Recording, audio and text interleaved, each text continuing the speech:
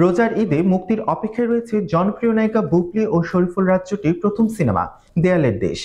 Poster প্রকাশের পর থেকে এটি নিয়ে দর্শকের মধ্যে ব্যাপক আগ্রহ ছিল। এবার প্রকাশে এসেছে সিনেমাটির টিজার। 56 সেকেন্ডের এই এক ঝলক সামনে আসার পর মুহূর্তে আলোচনায় উঠে এসেছে দেয়ালের দেশ সিনেমাটি।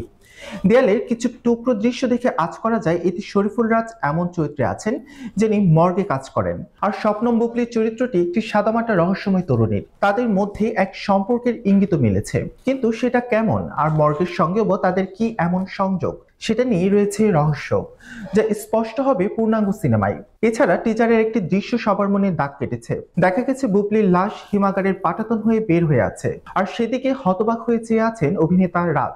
এমনই করুণ দৃশ্য দেখে হতভম্ব হয়েছেন নেটিজেনরা। সিনেমাটি নিয়ে বুবলি বলেন, দেয়ালের দেশ সিনেমার গল্প পড়ে আমার খুব ভালো লেগেছিল। আমরা বলি ভিন্ন রকম গল্প, ভিন্ন ধরনের চরিত্র। এই সিনেমাটি সেখান থেকে আলাদা। এমন গল্পের সিনেমায় অভিনয়ের সিদ্ধান্ত নেওয়া আমার জন্য বেশ কঠিন ছিল।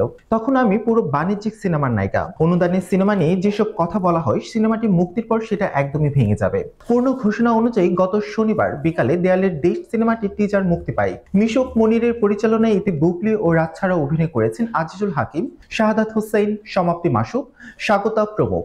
সিনেমাটি নিয়ে নির্মাতা মিশুক বলেন, সাধারণত অনুদানের সিনেমা নিয়ে দর্শকদের মনে এক ধরনের গদবাঁধা চিন্তা রয়েছে, তবে এই গল্পটি ভিন্ন। আশা করি এটি দর্শকদের কাছে ভীষণ ভালো লাগবে।